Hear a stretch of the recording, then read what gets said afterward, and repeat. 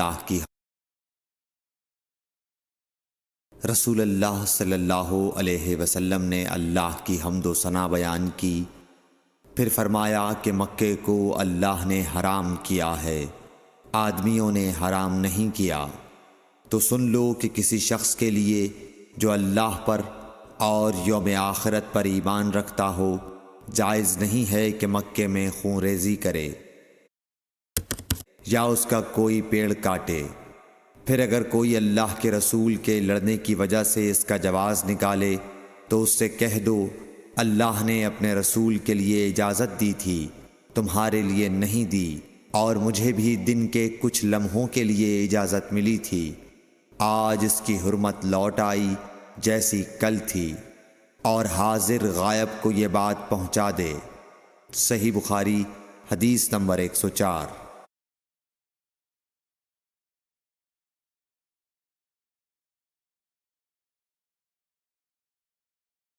ایک مرتبہ ابو بکر رضی اللہ عنہ نے رسول اللہ صلی اللہ علیہ وسلم کا ذکر کیا کہ آپ صلی اللہ علیہ وسلم نے فرمایا، تمہارے خون اور تمہارے مال۔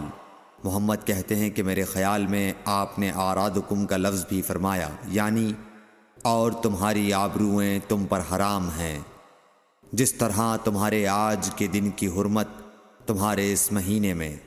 سن لو، یہ خبر حاضر غائب کو پہنچا دے۔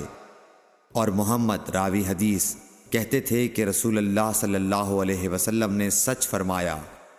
پھر دوبارہ فرمایا کہ کیا میں نے اللہ کا یہ حکم تمہیں نہیں پہنچا دیا؟ صحیح بخاری حدیث نمبر 105۔ رسول اللہ صلی اللہ علیہ وسلم نے فرمایا کہ مجھ پر جھوٹ مت بولو، کیونکہ جو مجھ پر جھوٹ باندھے وہ دوزخ میں داخل ہو۔ صحیح بخاری حدیث نمبر 106۔ رسول اللہ صلی اللہ علیہ وسلم نے فرمایا کہ جو شخص مجھ پر جھوٹ باندھے گا وہ اپنا ٹھکانہ جہنم بنا لے۔ صحیح بخاری حدیث نمبر 107۔ نبی اکرم صلی اللہ علیہ وسلم نے فرمایا کہ جو شخص مجھ پر جان بوجھ کر جھوٹ باندھے تو وہ اپنا ٹھکانہ جہنم میں بنا لے۔ صحیح بخاری حدیث نمبر 108۔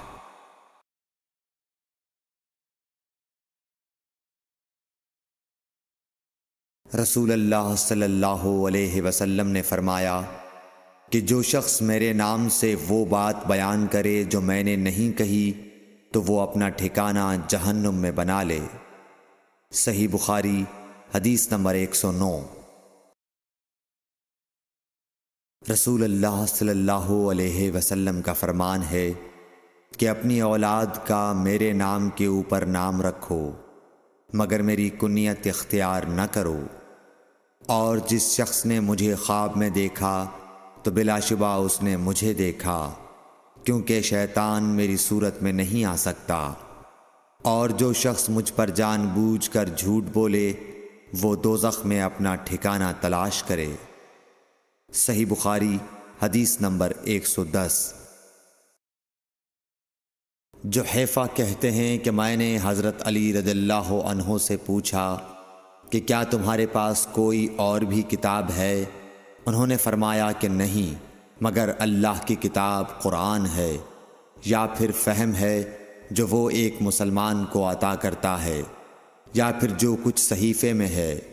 میں نے پوچھا اس صحیفے میں کیا ہے؟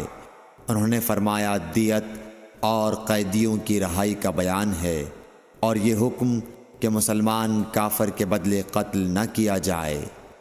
صحیح بخاری حدیث نمبر 111۔